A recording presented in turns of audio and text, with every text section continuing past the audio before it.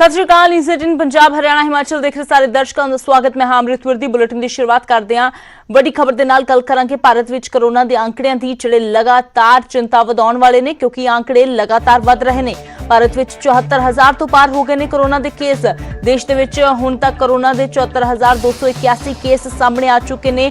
24 घंटियां दे विच 3,525 नवे केस सामने आए ने, जबकि 122 लोगों की मौत हुई है। कोरोना दे नाल हुण तक 2,415 लोगों ने दम तोड़ दिता है इलाज तो बाद। हालांकि 24,386 मरीज रिकवर भी होए ने, पर आंकड़े जिहड़े हर रोज वध रहे ने, ये चिंता वधाउण वाले ने। 74,000 तो पार हो गया है कोरोना मरीजों का आंकड़ा देश दे विच।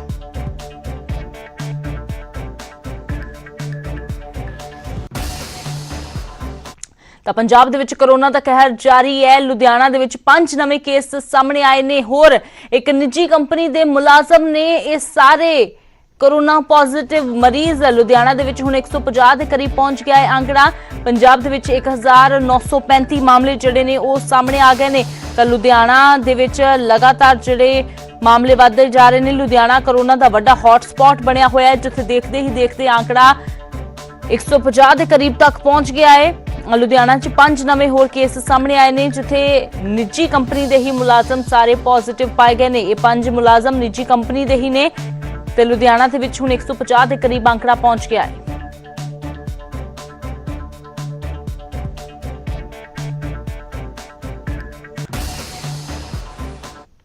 ਤਾਂ कोरोना मरीजों का आंकड़ा लगातार वधदा जा रहा है, इसलिए लॉकडाउन भी अगे वधेगा। पीएम के वलों लॉकडाउन पार्ट 4 का ऐलान कर दिता गया है। हालांकि लॉकडाउन नवे रंग रूप वाला होगा, यह प्रधानमंत्री के वलों कहा गया है। 18 मई तो शुरू होगा चौथा लॉकडाउन, जिसकी पूरी जानकारी 18 मई तो पहला मिल जाएगी। पीएम मोदी के वलों आर्थिक मोर्चे से बड़ा ऐलान करदे देश को 20 लाख करोड़ के पैकेज की गल भी कही गई है।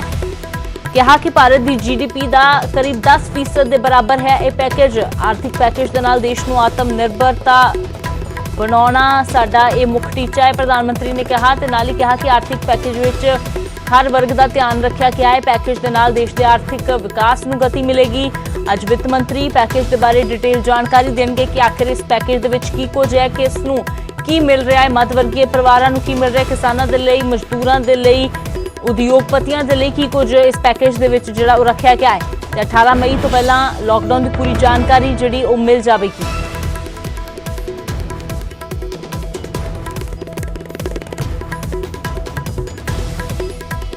लॉकडाउन का चौथा चरण लॉकडाउन 4 पूरी तरह नए रंग रूप वाला होगा, नए नियमों वाला होगा। राज्यों से हमें जो सुझाव मिल रहे हैं उनके आधार पर लॉकडाउन 4 इससे जुड़ी जानकारी भी आपको 18 मई से पहले दी जाएगी।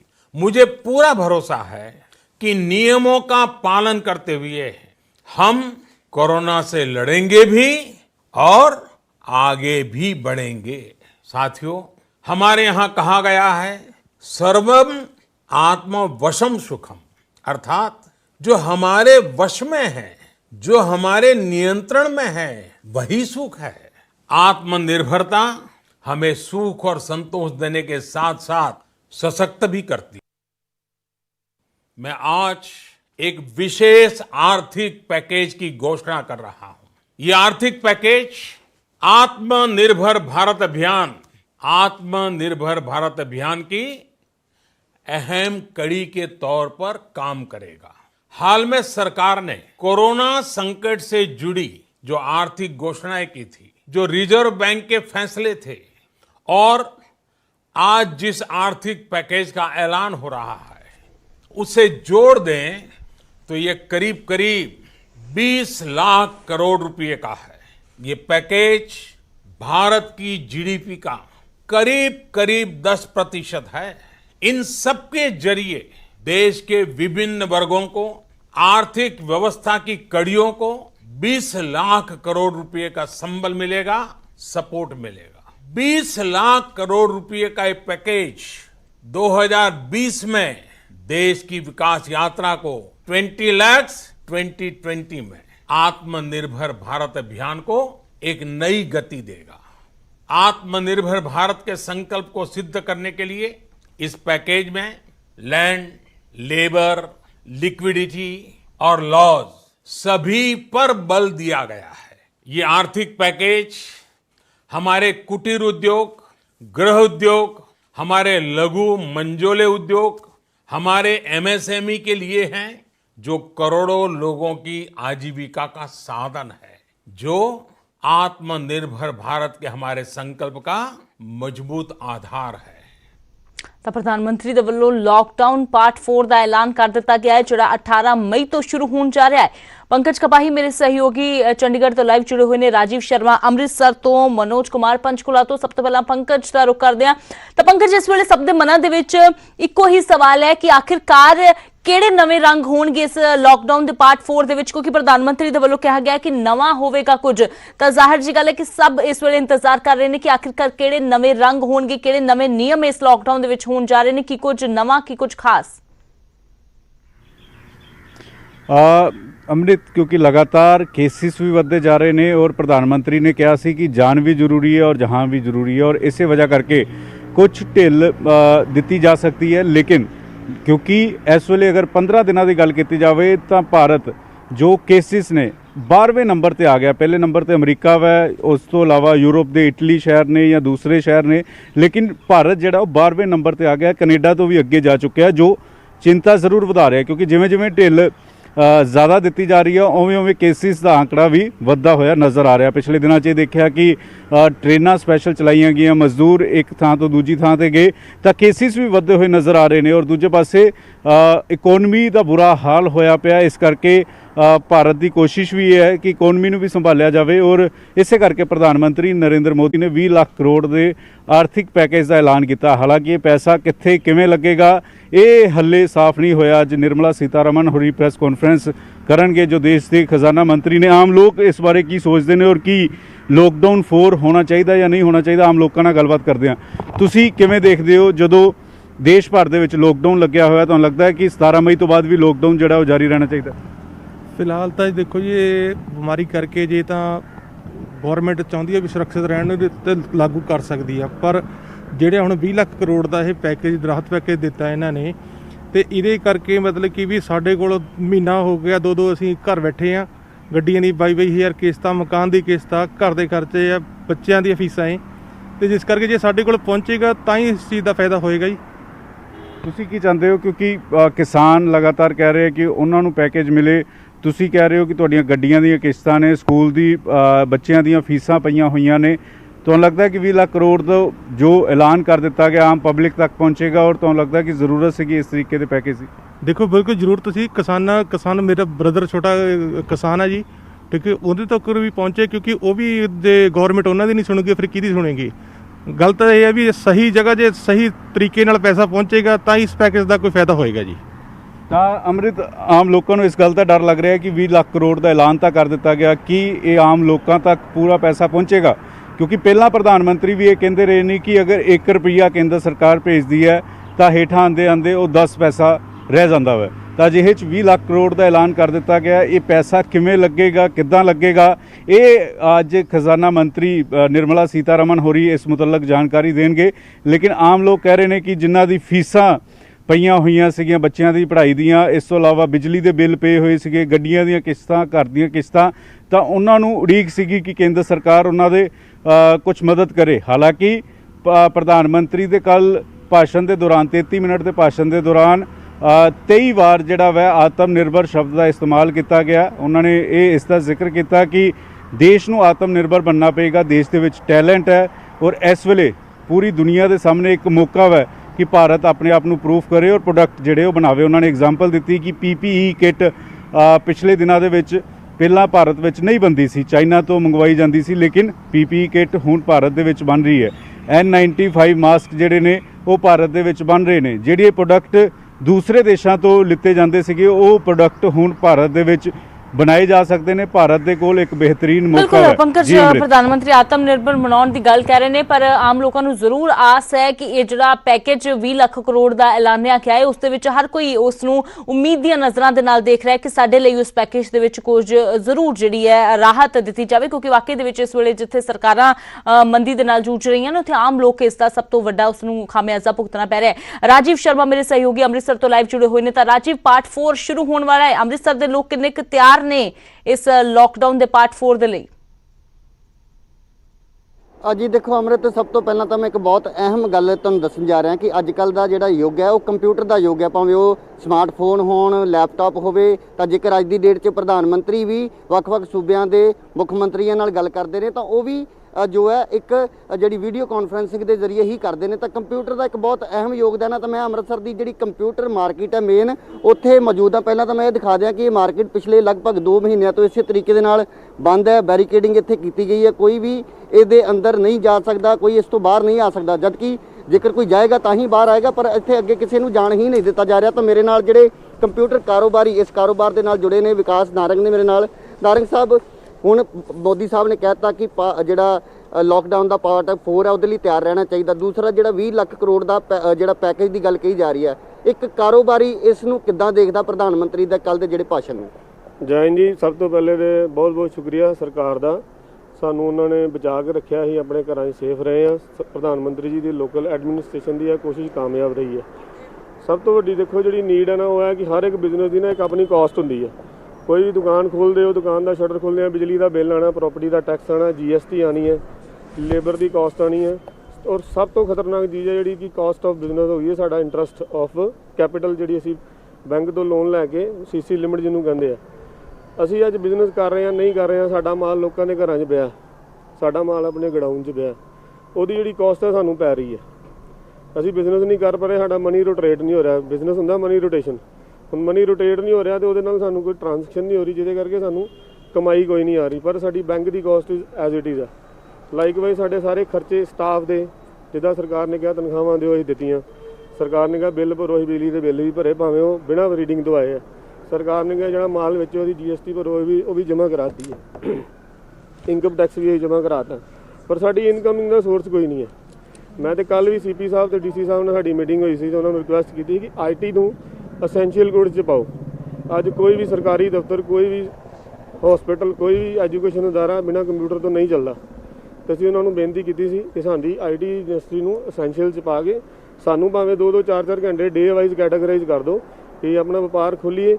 ਤੁਹਾਡਾ ਕਸਟਮਰ ਦਾ ਵੀ ਜਿਹੜਾ ਨੁਕਸਾਨ ਹੋ ਰਿਹਾ, ਬੱਚਿਆਂ ਦੀ ਪੜ੍ਹਾਈ ਰੁਕੀ ਹੋਈ ਹੈ। ਨਾਰੰਗ ਸਾਹਿਬ, ਜਿਹੜਾ 20 ਲੱਖ ਕਰੋੜ ਦਾ ਪੈਕੇਜ ਦੀ ਗੱਲ ਕਹੀ ਜਾ ਰਹੀ ਹੈ, ਉਹ ਆਮ ਜਿਹੜਾ ਇਨਸਾਨ ਉਹ ਤਾਂ ਇੱਕ ਆਸ ਲਾ ਕੇ ਬੈਠਾ, ਪਰ ਕਾਰੋਬਾਰੀਆਂ ਨੂੰ ਵੀ ਉਹਦੇ ਤੋਂ ਕੋਈ ਉਮੀਦ ਹੈ ਜਾਂ ਨਹੀਂ? ਦੇਖੋ ਸਾਨੂੰ ਤਾਂ ਹੀ ਫਾਇਦਾ ਜੇ ਸਭ ਤੋਂ ਬਿਹਤਰ ਜਿਹੜੀ ਖਰਾਬ ਚੀਜ਼ ਹੈ ਨਾ, ਚਲੋ ਇਹ ਤਨਖਾਹਾਂ ਵੀ ਦੇ ਦਾਂਗੇ, ਟੈਕਸ ਵੀ ਭਰ ਦਾਂਗੇ। ਸਾਡਾ ਜਿਹੜਾ CC ਲਿਮਿਟ ਦਾ ਬੈਂਕ ਵਿਆਜ ਲੈ ਰਿਹਾ, ਜੇ ਸਰਕਾਰ ਸਾਨੂੰ ਉਹਦੇ ਹੀ ਛੂਟ ਦਿੰਦੀ ਹੈ ਤੇ ਸਾਡੇ ਲਈ ਬੈਨੀਫੀਸ਼ੀਅਲ ਹੈ। ਅਦਰਵਾਈਜ਼ ਸਾਡੇ ਵਾਸਤੇ ਇਹ ਸਿਰਫ ਚੁਗਲੇ ਹੀ ਹੈ, ਇਹ ਸਾਡੇ ਲਈ ਚੁਟਕਲੇ ਹੀ ਹੈ ਕਿ ਜੇ 20 ਲੱਖ ਕਰੋੜ ਪਾਤਾ, 130 ਅਰਬ ਦੀ ਜਨਸੰਖਿਆ ਤੇ ਸਾਡੇ ਹਿੱਸੇ ਦੇ 15 ਲੱਖ ਬੰਦਾ, ਫਿਰ ਪਾਓ। ਸਾਡੀ ਹੋਰ ਕੋਈ ਡਿਮਾਂਡ ਨਹੀਂ ਹੈ, ਅਸੀਂ ਕੁਝ ਨਹੀਂ ਮੰਗਦੇ ਸਰਕਾਰ ਕੋਲ। ਅਸੀਂ ਆਪਣੇ ਆਪ ਦੇ ਨਾਲ ਆਪਣੇ ਸਟਾਫ ਦਾ ਤੇ ਆਪਣਾ ਕਰ ਲਾਂਗੇ, ਜੀਵਨ ਚਲਾ ਲਾਂਗੇ। ਪਰ ਸਾਡੀ ਜਿਹੜੀ ਬੈਂਕ ਦੀ ਇੰਟਰਸਟ ਹੈ ਨਾ, ਘੱਟ ਤੋਂ ਘੱਟ CC ਲਿਮਿਟ ਜਿਹੜੀ ਆ ਉਹਦਾ ਵਿਆਜ ਸਾਨੂੰ ਮਾਫ ਕੀਤਾ ਗਿਆ ਤਾਂ ਸਾਨੂੰ ਫਾਇਦਾ, ਅਦਰਵਾਈਜ਼ ਇਹ ਸਾਰੀਆਂ ਸਾਡੇ ਲਈ ਚੁਟਕਲੇ ਹੀ ਹੈ। ਤਾਂ ਇਹ ਤੁਸੀਂ ਸੁਣਿਆ ਕਿ ਜੋ ਕਾਰੋਬਾਰੀ ਨੇ, ਕੰਪਿਊਟਰ ਦੇ ਕਾਰੋਬਾਰ ਦੇ ਨਾਲ ਜੁੜੇ ਲੋਕ ਨੇ, ਇਹਨਾਂ ਦਾ ਕਹਿਣਾ ਹੈ ਕਿ ਭਾਵੇਂ ਸਾਨੂੰ ਕੋਈ ਹੋਰ ਪੈਕੇਜ ਨਾ ਦਿੱਤਾ ਜਾਵੇ, ਇੱਕ ਤਾਂ ਸਭ ਤੋਂ ਪਹਿਲਾਂ ਇਹਨਾਂ ਦੀ ਮੰਗ ਹੈ ਕਿ ਇਹਨਾਂ ਨੂੰ ਕੁਝ ਸਮਾਂ ਹਰ ਰੋਜ਼ ਆਪਣੀਆਂ ਦੁਕਾਨਾਂ ਖੋਲ੍ਹਣ ਦੇ ਲਈ, ਔਰ ਇਹ ਕੰਪਿਊਟਰ ਦਾ ਜਿਹੜਾ ਕਾਰੋਬਾਰ ਹੈ ਇਸ ਨੂੰ ਵੀ ਅਸੈਂਸ਼ੀਅਲ ਸਰਵਿਸਿਜ਼ ਦੇ ਵਿੱਚ ਸ਼ਾਮਿਲ ਕੀਤਾ ਜਾਣਾ ਚਾਹੀਦਾ। ਤਾਂ ਇਹ ਇਹਨਾਂ ਦੀ ਆਪਣੀ ਮੰਗ ਹੈ, ਪਰ ਇਸ ਬਾਰੇ ਹੁਣ ਸਰਕਾਰ ਕੀ ਗੌਰ ਕਰਦੀ ਹੈ ਤਾਂ ਆਉਣ ਵਾਲਾ ਸਮਾਂ ਦੱਸੇਗਾ। ਪਰ ਫਿਲਹਾਲ ਹਰ ਵਰਗ ਜਿਹੜਾ ਉਹ ਇਸ ਲੌਕਡਾਊਨ ਤੋਂ ਬਹੁਤ ਪਰੇਸ਼ਾਨ ਨਜ਼ਰ ਆ ਰਿਹਾ ਜੀ। ਬਿਲਕੁਲ ਰਾਜੀਵ, ਹਰ ਕੋਈ ਆਪਣੇ ਕਾਰੋਬਾਰ ਨੂੰ ਪਹਿਲ ਦੇ ਆਧਾਰ ਤੇ ਖੁਲਵਾਉਣ ਦੀ ਇੱਕ ਅਪੀਲ ਜਿਹੜੀ ਉਹ ਕਰ ਰਿਹਾ, ਕਿਉਂਕਿ ਹਰ ਕਿਸੇ ਦਾ ਪਰਿਵਾਰ ਦਾ ਖਰਚਾ ਦਾਰਮਦਾਰ ਉਸ ਕਾਰੋਬਾਰ ਤੇ ਹੀ ਟਿਕਿਆ ਹੋਇਆ ਹੈ। ਮਨੋਜ ਕੁਮਾਰ ਪੰਚਕੂਲਾ ਤੋਂ ਮੇਰੇ ਸਹਿਯੋਗੀ ਲਾਈਵ ਜੁੜੇ ਹੋਏ ਨੇ। ਤਾਂ ਮਨੋਜ, ਹਰਿਆਣਾ ਦੇ ਵਿੱਚ ਕਿਸ ਤਰ੍ਹਾਂ ਦੀ ਤਸਵੀਰ ਹੈ, ਕਿਉਂਕਿ ਲॉकडाउन ਪਾर्ट 4 शुरू होने वाला है, कोरोना ਨੂੰ ਲੈ ਕੇ ਕਿਸ ਤਰ੍ਹਾਂ ਦੇ ਹਾਲਾਤ ਨੇ, ਲੋਕ ਕਿੰਨਾ ਤਿਆਰ ਨੇ ਇਸ लॉकडाउन ਦੇ ਲਈ? देखिए अमृत, अगर हरियाणा की बात करें तो हरियाणा के मुख्यमंत्री मनोहर लाल ने जैसे ही प्रधानमंत्री नरेंद्र मोदी ने ऐलान किया उसके बाद उन्होंने आभार जताया और कहा कि जो 20 लाख करोड़ का आर्थिक पैकेज दिया है, इससे अर्थव्यवस्था में गति आएगी और उन्होंने इसे दुनिया का सबसे समग्र जो आर्थिक पैकेज है वो करार दिया। और हरियाणा की अगर हम बात करें तो हरियाणा सरकार ने इससे पहले जो MSME एंटरप्राइजेज हैं उनके लिए उनके कर्मचारियों के लिए एक योजना शुरू की थी, जिसके तहत वो लोन ले सकते हैं और उस लोन से वो अपने कर्मचारियों का वेतन दे सकते हैं। इसके लिए 6 महीने तक सरकार उनसे कोई भी जो ब्याज है वो नहीं लेगी। और इसी दिशा में अब प्रधानमंत्री नरेंद्र मोदी ने भी कदम उठाया, तो हरियाणा में जो उद्योग हैं, जो अर्थव्यवस्था है, वो दोबारा से पटरी पर लौटने की पूरी उम्मीद है। और खासकर प्रधानमंत्री ने जो कल संबोधन दिया है उससे साफ है कि कोरोना के डर से अब घर में बैठना नहीं है, सब कुछ बंद नहीं होगा, सारी चीज़ें भी चलेगी, कोरोना से लड़ाई भी जारी रहेगी। इस वक्त मैं पंचकुला में हूँ अमृत, और मेरे साथ पंचकुला के निवासी भी हैं, कुछ व्यापारी भी हैं। इनसे बात करते हैं कि इस प्रधानमंत्री के ऐलान को ये कैसे देखते हैं। सिंघल साहब, आप बताइए कि जो ऐलान किया है प्रधानमंत्री ने 20 लाख करोड़ का जो पैकेज दिया, कैसे देखते हैं? सबसे पहले मनोज जी, जो माननीय प्रधानमंत्री श्री नरेंद्र मोदी जी ने रात 20 लाख करोड़ रुपए के आर्थिक पैकेज का ऐलान किया है, इससे भारतीय व्यापार जगत के अंदर एक नई ऊर्जा, नई स्फूर्ति का संचार हुआ है। कोरोना के चलते काफ़ी विषम परिस्थितियां पैदा हो गई थी। दूसरा, जो लोग हमारे एसेंशियल आइटम्स के व्यापार के अंदर खुदरा व्यापारी अपने आप को संक्रमण की चिंता ना करते हुए लोगों की ज़रूरतों को पूरा कर रहे थे, सरकार के निर्देशों के मुताबिक घर घर जाके लोगों को सामान पहुंचा रहे थे, मैं आपके चैनल के माध्यम से उनको भी नमन करना चाहूँगा। तीसरा, जो प्रधानमंत्री ने रात कहा है, लोकल के ऊपर उन्होंने जोर दिया है, लोकल पे वोकल होने को कहा है, और साथ में ये कहा है लोकल ने ही ज़रूरत पूरी की है। जी जी जी। इसमें कोई दो राय नहीं तो है। आपको लगता है मेक इन इंडिया को साकार करने का सबसे बड़ा मौका है ये? बिल्कुल, मेक इन इंडिया को साकार करने का भी मौका है, और जो लोकल जो अपनी सेवाएं दे रहे हैं रात उन्होंने उसको भी रिकग्नाइज़ किया है। लोकल ही व्यापारी जो है ज़रूरतों के साथ साथ उनके सुख दुख का, आम जो रेजिडेंट है उनके सुख दुख का साथी बनता है, और ऐसी आपदा के समय पर हमेशा आगे बढ़कर सामाजिक कार्यों को करने के लिए भी आगे रहता है। तो लोकल पे वोकल होना बहुत अच्छी बात कही है, और ये मुझे लगता है सारे भारतवासी इसके ऊपर गौर करेंगे, इसको आगे बढ़ाएंगे। जी जी, बिल्कुल आगे बढ़ाएंगे। सर, आपकी एक राय संक्षेप में क्या कहना चाहेंगे प्रधानमंत्री के संबोधन को देखो? आदरणीय प्रधानमंत्री श्री नरेंद्र मोदी जी ने जो 20 लाख करोड़ का पैकेज हिंदुस्तान को दिया है, ये बहुत बड़ी हिंदुस्तान के लिए अचीवमेंट है। ये बहुत ही रिलैक्स करेगा, बहुत सारी वर्गों को इससे मदद मिलेगी। जो हमारे उद्योग धंधे वो बढ़ पाएंगे, आपको लगता है कि उनमें गति आएगी? डेफिनेटली हमारे उद्योगों को इससे मतलब गति मिलेगी। हमें जो भी अपने वर्कर्स को सैलरी देने के लिए कोई लोन की ज़रूरत है, किसी चीज़ की ज़रूरत है, इससे हम पूरा कर पाएंगे। और सेकेंडली, जैसा कि अभी इतने संकट के समय में हमारे लोकल दुकानदार, जो लोकल मार्केट्स ने लोगों की रिक्वायरमेंट्स को, एसेंशियल नीड्स को पूरा किया है, ये हमारे लोकल भाई ने अपनी जान को जोखिम में डालकर उनको रिक्वायरमेंट, बहुत महत्वपूर्ण बात है कि लोकल जो व्यवसायी हैं उन्होंने अपनी जान को में जोखिम डालकर एसेंशियल सर्विस को बनाए रखा है। मेरा सवाल सर लॉकडाउन को लेकर, लॉकडाउन 4 होगा लेकिन नए रूप में होगा, प्रधानमंत्री ने इशारा किया है, तो तैयार हैं लोग हरियाणा के? सारे लोग तैयार हैं लॉकडाउन 4 के लिए, जैसे ही प्रधानमंत्री जी चाहेंगे, और जो भी इसमें छूट दी जाएगी उसके साथ पूरी तैयारी के साथ लोग तैयार हैं। पूरी हर तरह की सावधानी बरतते हुए लोग लॉकडाउन 4.0 के लिए तैयार हैं। तो अमृत, हरियाणा की बात करें तो लोगों में काफ़ी खुशी है आर्थिक पैकेज को लेकर, और जहां तक लॉकडाउन 4 की बात है तो किस नियम के तहत और क्या किस रूप में होगा इसका इंतजार है, लेकिन लोग यहाँ तैयार दिखाई दे रहे हैं। जी बिल्कुल, ये चंगी गल है कि हर कोई इस महामारी के संकट ਨੂੰ समझता होया ਤਿਆਰ अपने आप ਨੂੰ कर रहा है कि ये लॉकडाउन ਵਧਾਇਆ जाना जरूरी है, पर नाल ही नाल इंतजार लोगों ਨੂੰ ਇਹ भी है कि उन्होंने भी कुछ राहत ਜਿਹੜੀ है जरूर दी जाए। प्रदीप ठाकुर शिमला तो मेरे सहयोगी लाइव जुड़े हुए हैं। तो प्रदीप, शिमला में, हिमाचल में किस तरह के हालात हैं इस वक्त की, क्या तस्वीर है, और लॉकडाउन 4 को लेकर क्या लोग तैयार हैं, और जो आर्थिक पैकेज का ऐलान किया गया है, क्या कुछ उम्मीद लोग इससे कर रहे हैं? बिल्कुल अमृत, देखिए अगर हिमाचल प्रदेश की बात करें तो हिमाचल प्रदेश में भी काफ़ी खुशी जताई गई है। पिछले कल ही लोगों ने बाकायदा सोशल मीडिया में भी जो है वो इस बात को लेकर खुशी जताई कि जो 20 लाख करोड़ रुपए का पैकेज जो है वो प्रधानमंत्री ने ऐलान किया है। और देखना होगा कि आज जो है जिस तरह से जो है केंद्रीय वित्त मंत्री निर्मला सीतारमण अब जो है बारी बारी करके बताएंगी कि किस किस क्षेत्र को कितना कितना पैकेज वो है वो मिलेगा। लेकिन हिमाचल प्रदेश में क्या है, लोगों की राय, यही जानने की कोशिश करेंगे। आपसे ही जानना चाहेंगे कि पिछले कल प्रधानमंत्री ने देश के नाम संबोधन किया, उसमें उन्होंने जो है पैकेज भी दिया है, आप क्या कहना चाहेंगे? सर हम तो इसमें ये कहना चाहते हैं कि आज देख लो बहुत स्थिति खराब चली हुई है, तो इसके लिए सर जो पैकेज दिया हमारे प्रधानमंत्री ने, इस पैसे को अच्छी तरह से हॉस्पिटल कर्मचारियों के ऊपर लगाया जाए। और जो हमारी लोकल सोसाइटी वगैरह है, बहुत बेरोजगारी बढ़ चुकी है सर, इस टाइम अर्थव्यवस्था जो है वो पटरी पे आ गई है, तो पैकेज का इस्तेमाल वहाँ पे किया जाए सर। आप क्या चाहते हैं कि आम नागरिक के आप जो है छोटा मोटा कारोबार भी करते हैं, तो ऐसे में इस पैकेज में आपको क्या उम्मीद है कि आपको क्या मिलना चाहिए? सर इस पैकेज में ऐसा होना चाहिए कि अब जैसे कई लोगों ने इससे पहले लोन वगैरह कर्जा वगैरह भी लिया था गवर्नमेंट से अपने खेती बाड़ी करने के लिए, अब उनके लिए तो कोई सहारा नहीं है सर। इनकी सब्जी वगैरह का कोई रेट नहीं हुआ, खेती बाड़ी का तो ये तो सर सब पीछे चले जाएगा। तो इसमें भी सहायता प्रदान करनी चाहिए, हमारे प्रधानमंत्री हैं चाहे सीएम साहब हैं। बाकी अब लॉकडाउन 4 होना है, चौथा चरण जो है लॉकडाउन का चलना है, तो किस तरह का लॉकडाउन होना चाहिए, कितनी छूट जो है आपको लगता है, उम्मीद जो है आपको सरकार से है? सर हमारे को ये उम्मीद है कि सरकार को पहले जैसे हॉस्पिटल की व्यवस्था वगैरह करनी चाहिए। आजकल तो देखें और सुनने में आ रहा है कि लोग डेड बॉडी पे भी हाथ नहीं लगा रहे हैं, तो इसके लिए गवर्नमेंट ने इसका सही से प्रतिबंध लगाना चाहिए, ताकि जैसे कोई लोग कहीं पे मर रहे हैं, इसके लिए भी लोगों ने इसमें कदम उठाना चाहिए। और लॉकडाउन तो खोलने के लिए खोल ही दिया जाना चाहिए तो अच्छी बात है सर, लेकिन उसकी तरह खोला जाना चाहिए जिसका नियम और पालन के अनुसार सर। बिल्कुल अमृत, देखिए ये कुछ आम लोग हैं, इन्होंने जो है अपनी जो है मंशा जो है अपनी इच्छा जो जाहिर की है कि खासतौर पर जो किसानों के लिए जो कर्ज है जो किसानों ने लिया है, या कोई छोटे मोटे कारोबारी है उन्होंने भी कर्ज लिया है, उनकी हालात जो है इस दौरान बिगड़े हैं, तो ऐसे में उनको कहीं ना कहीं राहत जो है वो जो है सरकार की तरफ से दी जानी चाहिए। अब देखना ये होगा कि जो 20 लाख करोड़ रुपए का जो आर्थिक पैकेज जो है वो प्रधानमंत्री की तरफ से अनाउंस किया गया, उसमें क्या कुछ होता है। फिलहाल आज क्योंकि हिमाचल प्रदेश मंत्रिमंडल की बैठक भी है, तो ऐसे में प्रदेश की निगाहें उस बैठक पर भी है कि उसमें भी क्या प्रदेश सरकार फैसला करती है, और कुछ सुझाव जो केंद्र ने मांगे हैं वो भी आज मंत्रिमंडल में बैठक में चर्चा होने के बाद वो केंद्र सरकार को भेजे जाएंगे। जी अमृत। बिल्कुल प्रदीप, हिमाचल वासियों के नाल पूरे देश ਦੀਆਂ ਨਜ਼ਰਾਂ ਟਿਕੀਆਂ ਹੋਈਆਂ ਨੇ ਕਿ ਆਖਿਰਕਾਰ ਅੱਜ ਵਿੱਤ ਮੰਤਰੀ ਦੇ ਵੱਲੋਂ ਕੀ ਕੁਝ ਕਿਹਾ ਜਾਂਦਾ ਹੈ, ਇਸ ਪੈਕੇਜ ਦੇ ਵਿੱਚ ਕੀ ਕੁਝ ਹੈ, ਉਹ ਸਭ ਨੂੰ ਇੰਤਜ਼ਾਰ ਹੈ। ਬਹੁਤ ਬਹੁਤ ਸ਼ੁਕਰੀਆ ਪ੍ਰਦੀਪ ਇਸ ਸਾਰੀ ਜਾਣਕਾਰੀ ਦੇ ਲਈ। ਮਨੋਜ ਕੁਮਾਰ ਮੇਰੇ ਸਹਿਯੋਗੀ ਪੰਚਕੂਲਾ ਤੋਂ ਲਾਈਵ ਜੁੜੇ, ਮਨੋਜ ਤੁਹਾਡਾ ਵੀ ਸ਼ੁਕਰੀਆ। ਰਾਜੀਵ ਸ਼ਰਮਾ ਅੰਮ੍ਰਿਤਸਰ ਤੋਂ ਜੁੜੇ, ਰਾਜੀਵ ਤੁਹਾਡਾ ਵੀ ਸ਼ੁਕਰੀਆ। ਪੰਕਜ ਕਪਾਹੀ ਚੰਡੀਗੜ੍ਹ ਤੋਂ, ਪੰਕਜ ਤੁਹਾਡਾ ਸ਼ੁਕਰੀਆ। ਤਾਂ ਲੋਕ ਕੀ ਸੋਚਦੇ ਨੇ? ਚੰਗੀ ਗੱਲ ਹੈ ਕਿ ਲੋਕ ਜਿਹੜੇ ਨੇ ਹਰ ਪਾਸੇ ਉਹ इसका स्वागत करने के लिए तैयार ने।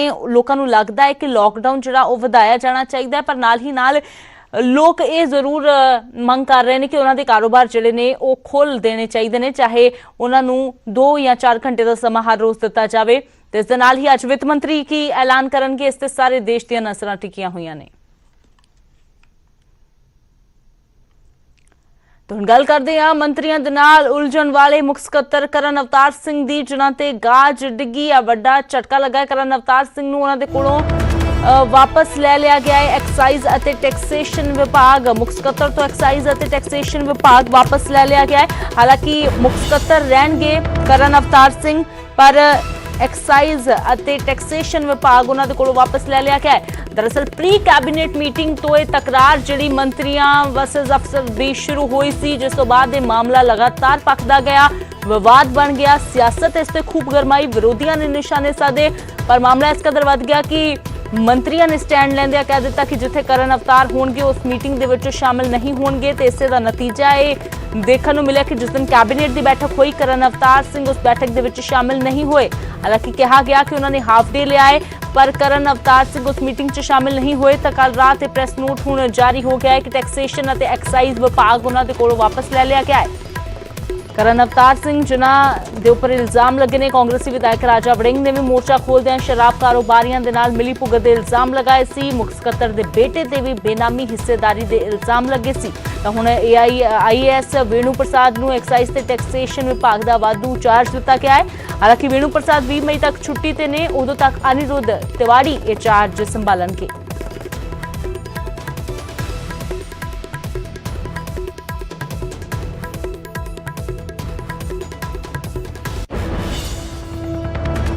ਤੇ ਕਰੋਨਾ ਸੰਕਟ ਦੇ ਵਿਚਾਲੇ ਨੀਟੂ ਸ਼ਟਰਾਂ ਵਾਲਾ ਇੱਕ ਵਾਰ ਫਿਰ ਤੋਂ ਚਰਚਾ ਦੇ ਵਿੱਚ ਹੈ। ਨੀਟੂ ਸ਼ਟਰਾਂ ਵਾਲੇ ਦੇ ਨਵੇਂ ਡਰਾਮੇ ਦਾ ਵੀਡੀਓ ਸਾਹਮਣੇ ਆਇਆ ਹੈ, ਜਿਸ ਦੇ ਵਿੱਚ ਉਹ ਗ੍ਰੇਟ ਖਲੀ ਦੀ ਰੈਸਲਿੰਗ ਅਕੈਡਮੀ ਦੇ ਵਿੱਚ ਜਾਂਦਾ ਹੈ ਤੇ ਇੱਕ ਰੈਸਲਰ ਦੇ ਨਾਲ ਉਲਝਦਾ ਹੋਇਆ ਖਲੀ ਨਾਲ ਮਿਲਣ ਦੀ ਗੱਲ ਕਰਦਾ ਨਜ਼ਰ ਆਉਂਦਾ ਹੈ।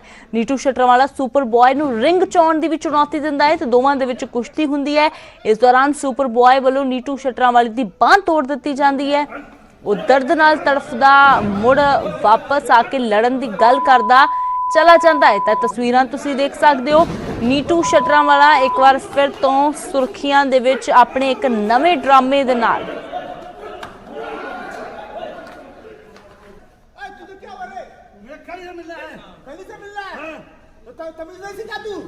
तू क्या कर लगा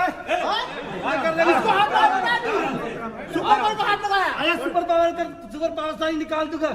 क्या बोला तू? हाँ हाँ हाँ चल मैच में चल आजा।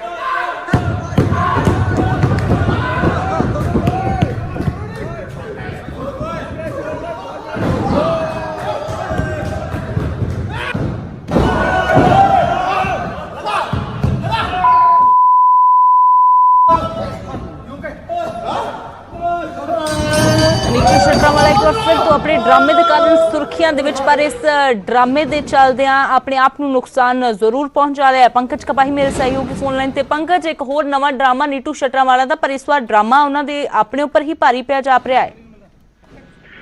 ਬਿਲਕੁਲ ਅੰਮ੍ਰਿਤ, ਕਿਉਂਕਿ ਲਗਾਤਾਰ ਕੋਈ ਨਾ ਕੋਈ ਨਵੇਂ ਡਰਾਮੇ ਦੀ ਪੇਸ਼ਕਾਰੀ ਜਿਹੜਾ ਔਰ ਨੀਟੂ ਸ਼ਟਰਾਂ ਵਾਲਾ ਕਰਦਾ, ਔਰ ਪਿਛਲੇ ਦਿਨਾਂ 'ਚ ਨਜ਼ਰ ਆਇਆ ਸੀ ਕਿ ਨੀਟੂ ਸ਼ਟਰਾਂ ਵਾਲੇ ਦਾ ਇੱਕ ਡਰਾਮਾ ਇੰਨਾ ਭਾਰੀ ਪੈ ਗਿਆ ਕਿ ਨੀਟੂ ਤੇ ਪਰਚਾ ਪੈ ਗਿਆ। ਔਰ ਇਹ ਤਸਵੀਰਾਂ ਦੇਖ ਕੇ ਹੱਸਣ ਦੇ ਲਈ ਕਾਫੀ ਨੇ, ਲੇਕਿਨ ਜਿਸ ਤਰੀਕੇ ਦੇ ਨਾਲ ਨੀਟੂ ਜਾਣਬੁੱਝ ਕੇ ਰਿੰਗ ਦੇ ਵਿੱਚ ਉਤਰਦਾ ਔਰ ਕਿਸ ਤਰੀਕੇ ਦੇ ਨਾਲ, ਕਿਉਂਕਿ ਇਹ ਜਿਹੜਾ ਰਿੰਗ ਦਾ ਅਖਾੜਾ ਹੋਇਆ ਇਹ ਜੋ ਗ੍ਰੇਟ ਖਲੀ ਹੈ ਉਸ ਦਾ ਅਖਾੜਾ, ਔਰ ਜਿਹੜੇ ਰੈਸਲਰ ਵੀ ਨਜ਼ਰ ਆ ਰਹੇ ਨੇ ਗ੍ਰੇਟ ਖਲੀ ਦੇ ਨੇ।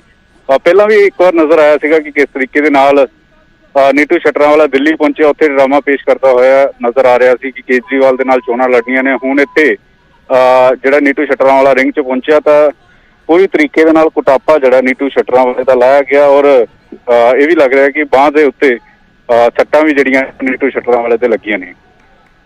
ਬਿਲਕੁਲ ਪੰਕਜ, ਵਾਕਈ ਦੇ ਵਿੱਚ ਹਾਸੋਹੀਣਾ ਵੀ ਹੈ ਕਾਫੀ, ਔਰ ਆਪਣੇ ਆਪ ਨੂੰ ਸੁਰਖੀਆਂ ਦੇ ਵਿੱਚ ਰੱਖਣ ਦੇ ਲਈ ਨੀਟੂ ਸ਼ਟਰਾਂ ਵਾਲਾ ਨया ਡਰਾਮਾ ਲੈ ਕੇ ਆਇਆ, ਪਰ ਉਸ ਦੇ ਉੱਪਰ ਖੁਦ ਹੀ ਜਿਹੜਾ ਇਸ ਨੂੰ ਖਾਮਿਆਜ਼ਾ ਭੁਗਤਣਾ ਪਿਆ ਹੈ। ਤਸਵੀਰਾਂ ਦੇ ਵਿੱਚ ਦੇਖ ਕੇ ਲੱਗ ਰਿਹਾ। ਸ਼ੁਕਰੀਆ ਪੰਕਜ ਇਸ ਸਾਰੀ ਜਾਣਕਾਰੀ ਦੇ ਲਈ। ਤਾਂ ਨੀਟੂ ਸ਼ਟਰਾਂ ਵਾਲਾ, ਜਿਸ ਨੂੰ ਆਦਤ ਹੈ ਕੋਈ ਨਾ ਕੋਈ ਨਵਾਂ ਡਰਾਮਾ ਕਰਕੇ ਸੁਰਖੀਆਂ ਬਟੋਰਨ ਦੀ, ਸਭ ਤੋਂ ਪਹਿਲਾਂ ਲੋਕ ਸਭਾ ਚੋਣਾਂ ਦੇ ਵੇਲੇ ਨੀਟੂ ਸ਼ਟਰਾਂ ਵਾਲਾ ਜਦੋਂ ਸੁਰਖੀਆਂ 'ਚ ਆਇਆ ਸੀ, ਜਦੋਂ ਘੱਟ ਵੋਟਾਂ ਪੈਣ ਦੇ ਚੱਲਦਿਆਂ ਮਹਿਜ਼ 4 ਵੋਟਾਂ ਦੇ ਕਾਰਨ ਉਸ ਦੇ ਰੋਣ ਦੀ ਵੀਡੀਓ ਵਾਇਰਲ ਹੋਈ ਸੀ। ਤੇ ਉਸ ਤੋਂ ਬਾਅਦ ਫਿਰ ਕਦੇ ਦਿੱਲੀ ਚੋਣਾਂ ਦੀ ਗੱਲ ਹੋਵੇ ਜਾਂ ਜ਼ਮਨੀ ਚੋਣਾਂ ਦੀ ਗੱਲ ਹੋਵੇ, ਨੀਟੂ ਸ਼ਟਰਾਂ ਵਾਲਾ ਲਗਾਤਾਰ ਕੋਈ ਨਾ ਕੋਈ ਨਵੇਂ ਡਰਾਮੇ ਦੇ ਕਾਰਨ ਸੋਸ਼ਲ ਮੀਡੀਆ ਤੇ ਛਾਏ ਰਹਿੰਦਾ ਹੈ। ਪਰ ਹੁਣ ਗ੍ਰੇਟ ਖਲੀ ਦੇ ਅਖਾੜੇ ਦੇ ਵਿੱਚ ਜਾ ਕੇ ਰੈਸਲਰ ਦੇ ਨਾਲ, ਸੁਪਰ ਬॉय ਦੇ ਨਾਲ ਰੈਸਲਿੰਗ ਦੀ ਉਸ ਨੂੰ ਚੁਣੌਤੀ ਦਿੱਤੀ ਤੇ ਉਸ ਤੋਂ ਬਾਅਦ ਆਪਣੀ ਬਾਂਹ ਵੀ ਤੁੜਵਾ ਲਈ।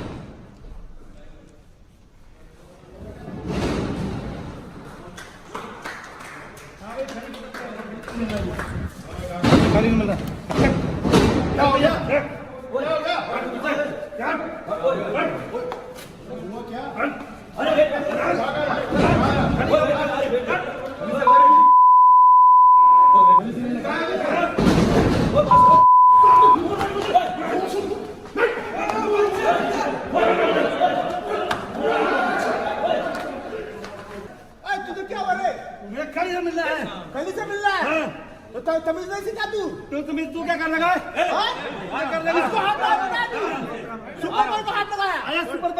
सुपर पावर साइन निकाल दूंगा। क्या बोला तू? हाँ हाँ हाँ चल मैच में चल आजा।